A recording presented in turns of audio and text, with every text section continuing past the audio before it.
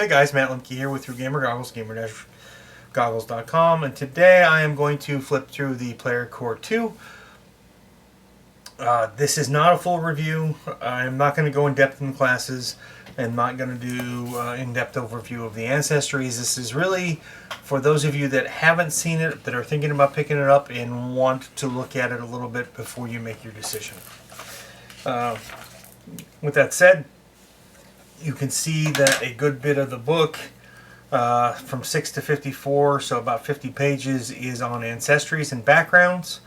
Then you have the classes from 54 to 172, so about 120 pages.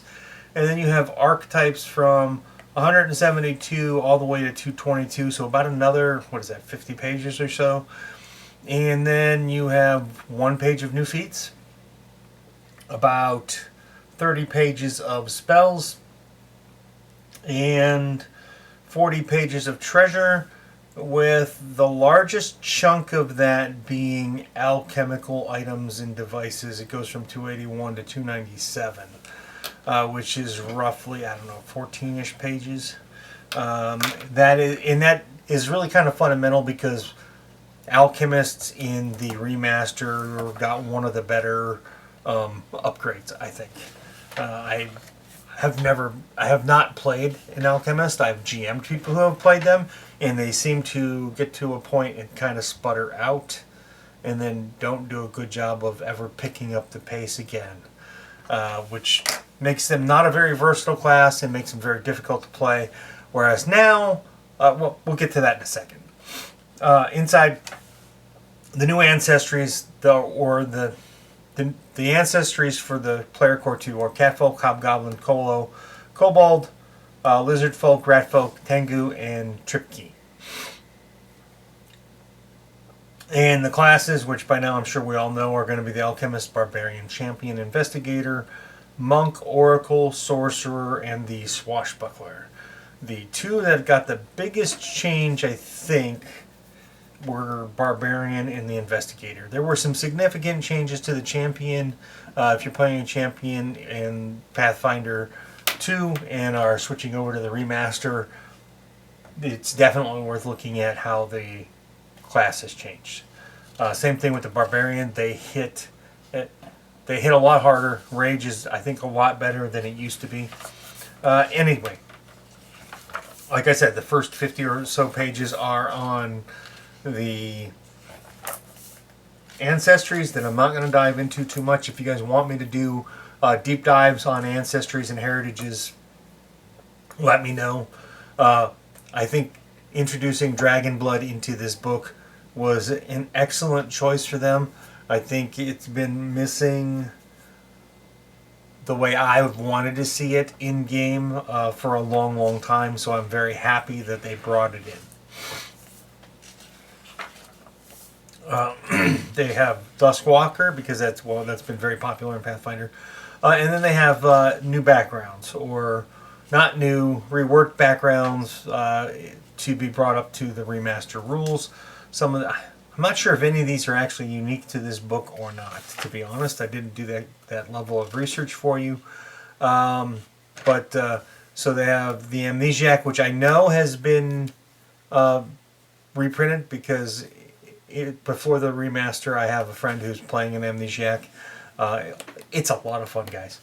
And then there is the Haunted in this one, the Returned, Feral Child, Cursed, and then you get into the classes. So, like I said, Alchemist has had the most significant, I'll call it an upgrade. I always felt that alchemists with their daily preparation would run out of things that would aid them in combat or to even get through the day. Now that's not the case. They pretty much have a constant supply the way the class has been rebuilt, restructured. With that said, the Barbarians, which is the next class, they have a new feat that is really significant, makes their rage much better. I mean, rage is much better anyway, I think, because it... where is it? What page? Quick-tempered. You gain quick-tempered once you have rage. Zoom in. We'll zoom in for this because this is important. Okay, so your rage, you gain number of temporary hit points equal to your level plus your Constitution modifier. You deal 2 extra damage on melee strikes. You can't use actions with the concentrate trait, and it lasts for a minute. Quick tempered. You gain the quick tempered free action. That's key. You get to do it for free. Mighty Rage. This intensifies. You get angrier faster. You hit harder. As a result, your class DC increased to expert, and it's off the camera, but you double the damage from your rage, which is tied to your what is it called? Zoom out. Your instinct, your barbarian instinct. Which vary, the amount of rage damage you do varies from instinct to instinct. So, for example, if you're in the Fury instinct, the very first thing that happens is Unstoppable Frenzy. Increase the additional damage from rage from 2 to 3. You gain bonus at level. You gain a bonus first level Barbarian feat, and then at 7th level, which is prior to, the rage changes from 3 to 7. And if you have a greater weapon specialization, instead, the additional damage from the rage to 13. So at 11th level, with Mighty Rage, if you hit first in combat, or on your first hit in combat, you're doing a minimum of 26. Crazy. And then it changes again at 9th level for Fury. Crazy. Oh, and there you go. Amiri. One of my favorite iconics. Alright. With that said, let's see. The Investigator has changed significantly. So Champion. If you guys want me to go over Champion, I'm going to have to do that in depth, because the stuff that happened, I kind of know what happened, but there's a lot going on, and I don't think I'll do a good job of telling you it right here, right now. But the Investigator has significantly improved. Okay, so I'm playing in a game world. My GM allowed me to play Ancient Elf, Rogue, and Investigator. So with Ancient Elf, he dipped into Investigator, and then he changed, or then he took the racket of Eldritch, which allows him to dip into spells. So at first level, he basically dipped into 2 free archetypes. And let me tell you guys, you might think that's broken and overpowered, but it is extremely difficult to play. You have to look 4 and 5 levels ahead to do things. But one of the things it did teach me is, I always thought the Rogue was the skill monger. But the Investigator, once they hit like 8th level, it is off the charts. And the way they have changed Pursue the Lead so that you can use it in or out of combat rather than just as one type of thing, immensely helps this character as being something other than, in my opinion, an archetype, which is how I felt it was before, or an NPC, which is also how I felt it was before. I did not think playing an Investigator was a viable class before the remaster. And it's just because I felt it was limited by how many kinds of skills it had and the way that Pursue the Lead worked, and it's such an important part to the character. Outside of that, what else is in here? I did not dive yet in. Monk seems unchanged. And I'm probably missing something, so I'll have to take a much harder look at the Monk. But he seems unchanged. They didn't include him in the first core book, so I assumed they were going to do a big change to him in the Player Core 2. Maybe they ran out of time. Maybe they decided it wasn't time to make the change to Monk. Paizo, I think, has, in my opinion, from interviews and things like that, I think they look at things 3 to 4 years down the road for the most part. So maybe they just decided it wasn't time to work on changing the monk, and maybe they're going to come out with a new type of monk or whatever. So we have the Oracle, which I didn't really look at. I made some Oracles for Pathfinder 2, and I used them as NPCs. Sorcerer, I didn't look at it, but Sorcerer is probably one of the best spellcasters in the game. Depending on what bloodline you choose. And then we're going to move right into, well, I'm not going to cover familiars at all. I'm not sure how they changed. I don't use a lot of familiars, so I can't be very helpful there. Now, archetypes. I am not sure how these changed, but I'd be willing to bet by looking at some of the descriptions. So, like, if you look at a multi-class for Alchemist in Pathfinder 2, it does not include this kind of a description. So they're taking archetypes not to a new level, but they're trying to give you more information to help you make better decisions as to how to use them. So the Alchemist dedication, I think that's more description than it used to be. And of course, with as much as the Alchemist changed, the archetype would have to have changed also. So you gain from taking this dedication quick alchemy benefits that are listed on page 174 of this book. You can create up to 4 versatile vials during your daily prep. And you can add 4 formulas that are common in alchemical items. That is not bad for a level 2 feat. We have all of the classes that are in this book are going to be listed as archetypes. And each one of those is 1 page. And then we start moving into the newer ones, like the specialties of acrobat, archer, archaeologist, which I always thought archaeologist, I actually thought assassin would always be fun. You have the, come on, turn the page, Bastion, a Beastmaster, which I am getting some experience on Beastmasters, and I actually think it's a much cooler archetype than I originally thought it was.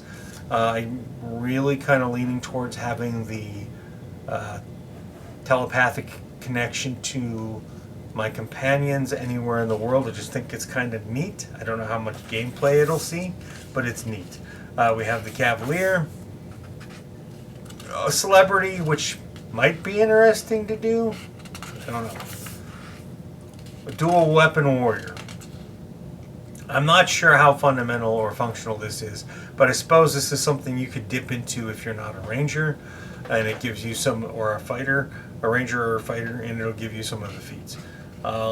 Duelists, the Eldritch Archer, which you can take at 6th level. I wonder if it's easier to do now. I'll have to take a deep dive into that. Alright. We're going to move out of the archetypes. We're not going to cover feats at all. Well, maybe we will look at it real quick. Oh. So, here's the feats table for what is in Player Core 2. I'll zoom in so you guys can read that with me. You have Improvised Repair. So, your general feats, the lowest one is level 3. You have Keen Follower, Pick Up the Pace, Robust Health, Thorough Search, which I think was a higher level in Pathfinder 2. Incredible Scout, True Perception, and then you have some skill feats here. Armor Assist, Assured Identification, Discreet Inquiry, Eyes of the City. Let's see here. Acrobatic Performer, Rolling Landing, Tumbling, Teamwork. I don't remember that as a feat. Aerobatics Mastery, Skill Feats, Deception Feats, Backup Disguise, so Rumor, Doublespeak, Signature Crafting.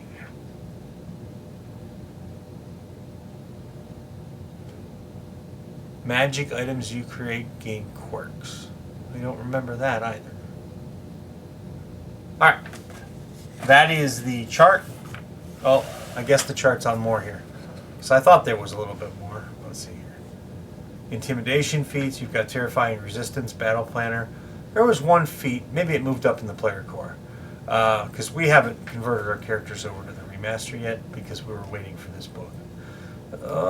We have Root Magic. There's one feat that went from like level 7 to level 2, and I thought it was a crafting feat, so it probably is in the core. Armored Stealth, Shadow Mark. I don't know if those moved up in level, but those are the feats that they reworked or added to the core part of the game with this book. And then we're going to take a deep dive. Well, we're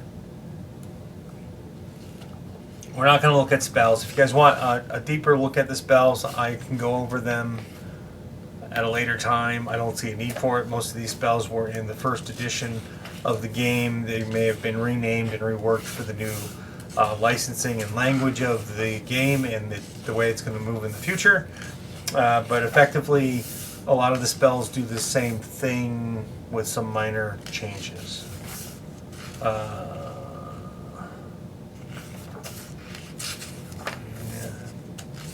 So, there were some things that were a little bit interesting in the treasure trove. So basically you've got some new melee weapons and stuff in the beginning. You have a Tengu Gale Blade that the hand adds. A Karuk, the adds. Tricky Pick. The Flying Talent, that looks fun. I wish I had one of those to play with. Really. But they introduced in this book Dragonhide armor. Dragonhide as a material. And then they introduced the Dragonhide shield. That's pretty much the precious materials for this. Armor, they added Dragon Plate, which is a level 16 item. Holy Chain, Ghoul Hide, Onslaught Hide, Unholy Plate, which makes sense. Mariner's Splint, War Leader's Bulwark. New shields, that they added an exploding shield.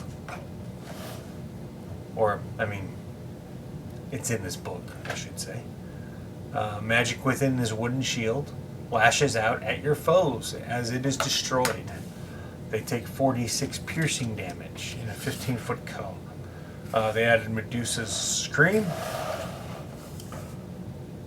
They added some new magic weapons. One of which is not something I would consider a weapon by its title because it's called the Golden Chalice, or the Chalice of Justice, my bad. And it's a gleaming golden sword plus 2 striking holy cold iron sword. So you've got a lot going on there from a creation standpoint of using rare metals plus 2 striking rune and making it holy plus it's cold iron. That's pretty impressive. They have the Dog Slicer, Spellguard Blade. They have a Spirit Sight crossbow. And then Alchemy. You can see by Alchemy right off the bat, look at this chart. They have alchemical items in here listed by level. First level, second level, third level, fourth level. All the way out to 20th level alchemical items. Which is pretty interesting to me. I've always liked alchemical items as a way to fill a lack of magic. And they have new, well, they're not like, they list them as alchemical tools, but they're things like solvents and inks. The Philosopher's Stone is back. And then after alchemical items, you move into snares, which I've never been sold on. I've not been a fan of snares. They're tricky to use. They're easier to use as a GM. And then you have your momentary magic, which is basically things like ammunition. And oils, talismans, potions, and then consumables. And then you have trappings of power. These are your greater items. And staves, wands, Berserker's Cloak is in here. And then you have the treasure tables in the back. And that is the Player Core 2 in a nutshell. It has a price tag on it of $59.99, and if you are going to play on a regular basis and you're going to use any of the characters in here, I think that it is an excellent book to purchase. As a player and a GM, I couldn't pass up this book. It is necessary to play the game, in my opinion, especially since a third of the classes that I would normally play are in this book. I play Rogue, Champion, Monks, and I'm probably going to play an Investigator now that they've made the changes to the Player Core 2. Thank you guys for watching. I hope you made it this long. Please post comments in the links below, guys, and let me know what you want to see from me. I'll do deep dives if you want. I've never really done them. I've not been that kind of a player. I do want to talk more about role-playing games in general and just how to do things better. Maybe I'm going to get into doing some world creation stuff. Maybe I'll do a 4-week series this year before the end of the year, and then maybe I'll do another one next year if it has a good enough response. Thanks, guys. Have a great day. Hi, guys. Meet the Nibbles, who's gonna go down. She just decided not to go down my back, so we'll do this for her so she's comfy.